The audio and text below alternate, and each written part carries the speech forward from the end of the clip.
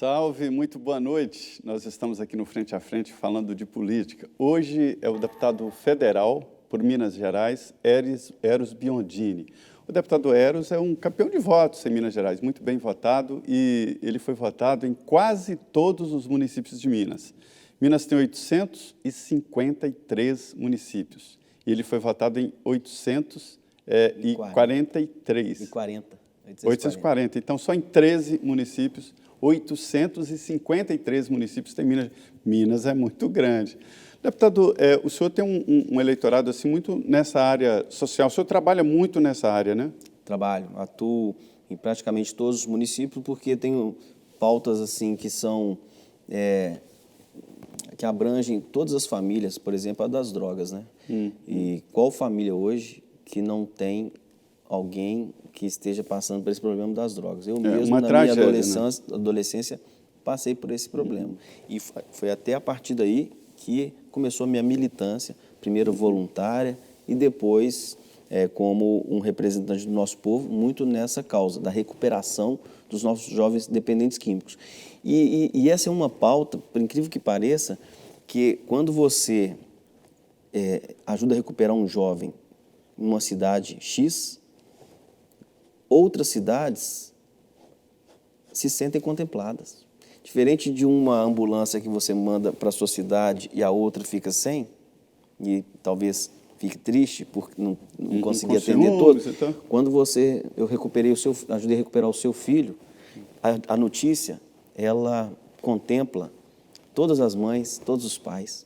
Por isso que acaba que o nosso trabalho é muito pulverizado e muito ampliado. Por quê? Porque a gente roda, no meu caso é o Brasil, né? Porque eu sou presidente da Frente em Defesa das Comunidades Terapêuticas, mas no caso de Minas Gerais, eu rodo diariamente o Estado justamente nessa luta pela recuperação dos nossos jovens dependentes químicos, também atuando junto com os hospitais filantrópicos, com as nossas dioceses. Muitos hospitais filantrópicos são históricos, são até centenários e são de origem das dioceses, cuidados pelas dioceses. Como eu sou muito ligado às dioceses, eu sempre estou também ajudando as instituições filantrópicas, caritativas, lares vicentinos, hospitais e instituições que acolhem as pessoas de várias formas.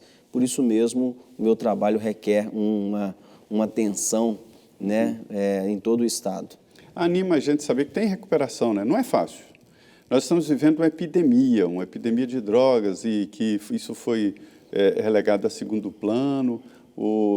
Eu acompanhei o seu trabalho na elaboração e na aprovação da lei antidrogas no Brasil, que foi aprovada na Câmara, no Senado e sancionada, já está em plena execução, e que valoriza muito exatamente as comunidades terapêuticas, que é a base da recuperação. E me disse o deputado Osmar Terra que antigamente isso era um problema assim, de pobre, de baixa renda, ninguém ligava muito, mas que agora quem bate na porta disso aí são deputados, senadores, que me ajuda, o problema chegou lá em casa. Quando isso acontece numa família, deputado, o que a família tem que fazer?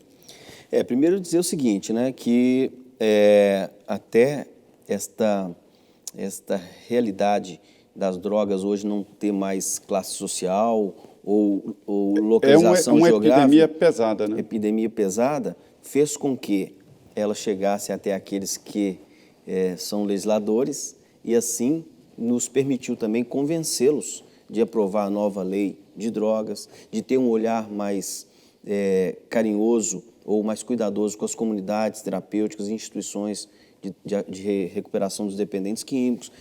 Fez com que o nosso trabalho da Frente Parlamentar pudesse ser mais conhecido no Congresso Nacional, Câmara e Senado. Por quê? De repente, o filho de um governador, o filho de um deputado começava a estar nas drogas de forma compulsiva, e aí a dor chegava na família. E aí conseguimos mostrar que, se nós não legitimássemos essas instituições que são vocacionadas a acolher e recuperar nossos jovens, com um detalhe: hoje nós temos em torno de 60% de êxito. Tal é a qualificação dessas instituições. Nós temos aí pelo menos 1% da nossa população viciada no crack. Isso significa em torno de 2 milhões de brasileiros que hoje estão usuários de crack nesse momento. Nós temos em torno de 100 mil que estão em recuperação. E 80% estão nas comunidades terapêuticas. Você falou uma coisa certa. Apesar de ser um mal terrível que tem destruído as nossas famílias, não existe caso perdido. É o que a gente experimentou nessa longa caminhada de luta pela recuperação dos nossos jovens. Eu mesmo tenho 5 assessores só nesse instante que são ex-dependentes do crack, 2 mulheres e 3 homens, que chegaram há 10 anos atrás até mim pelos seus pais, pesando 40 e poucos quilos, morando num lote vago e realmente para os pais algumas vezes dizendo assim, eu não tenho mais esperança, eu não tenho mais perspectiva. Se você não conseguir ajudar, eu perdi meu filho, perdi minha filha. E a gente depois devolvia esses filhos para os pais totalmente recuperados. Então, é difícil? Existem casos gravíssimos? Existe, mas não existe caso perdido. Viu pai, viu mãe, não desista do seu filho, porque muitos que achavam que aquele não tinha mais jeito, hoje são esses que estão, vamos dizer assim, mais atuantes na família. A lei é boa? Agora já... A lei é boa, melhorou muito o que nós tínhamos de política de drogas no Brasil, porque as próprias comunidades terapêuticas e também a prevenção não eram muito contempladas ou legitimadas, vamos dizer assim. Então, agora... Era tratado como uma situação de polícia, né? Exatamente. Justiça. Agora foi para a área social. E havia uma discriminação das comunidades terapêuticas, justamente por elas não estarem reconhecidas, elas eram também discriminadas. Um trabalho maravilhoso de resgate de valores, de reconstrução do ser humano, de reinserção na família, no mercado de trabalho, na escola, na sociedade. O trabalho fantástico, mas que, por não ter reconhecimento na legislação, isso discriminava essas instituições. E também, outra coisa que a nova lei de autoria do Osmar Terra, relatoria do Givaldo Carimbão, e que eu participei efetivamente, ela vem acrescentar, é a visão da prevenção. A prevenção para as nossas crianças, nossos adolescentes e jovens, seja na família, na escola, no ambiente de trabalho, isso é fundamental. Por quê? Muito mais eficaz você prevenir do que depois ter que tratar ou perder seu filho quando ele já está preso, né? Muitas vezes, antes da gente conseguir encaminhar um menino para a recuperação, uma comunidade terapêutica, infelizmente, ele já acaba sendo condenado, e ali um menino que era,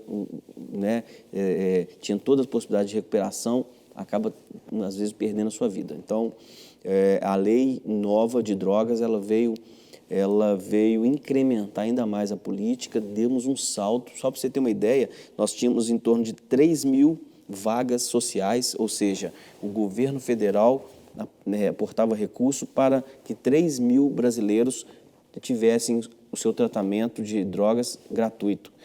Muito insignificante.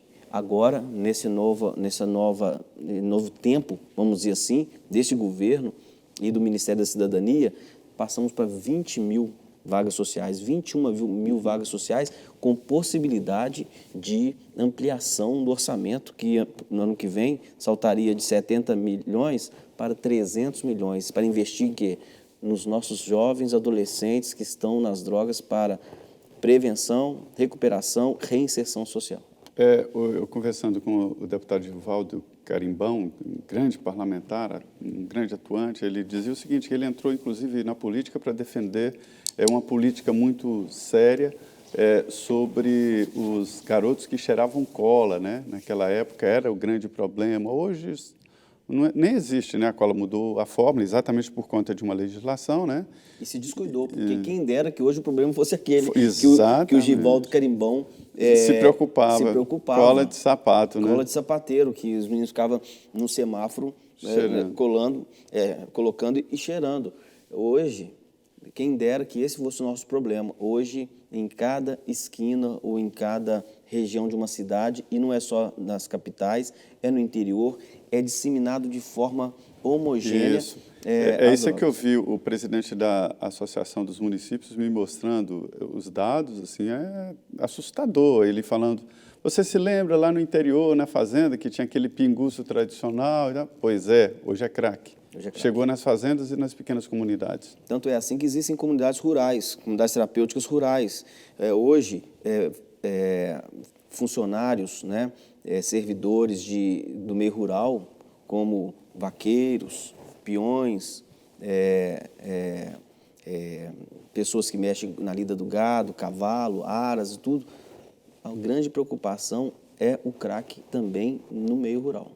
Então, assim, não existe lugar, não existe classe social, não existe que você possa dizer, esse lugar aqui não chegou à droga. Chegou.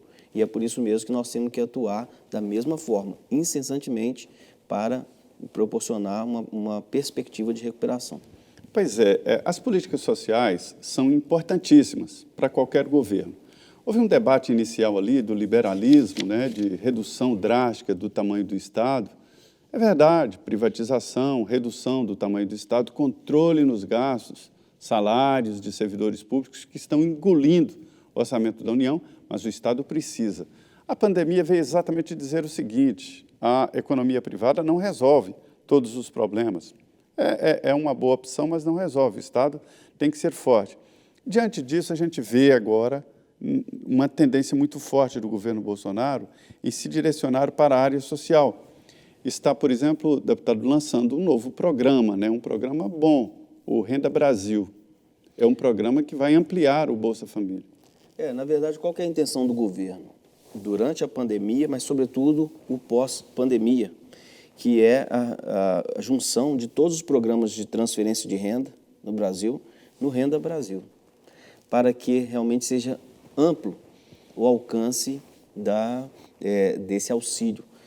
Só para você ter uma ideia, o evento Covid trouxe uma necessidade de investigação da realidade dos brasileiros e se descobriu, nesse governo, se descobriu 20 milhões de irmãos nossos brasileiros chamados invisíveis.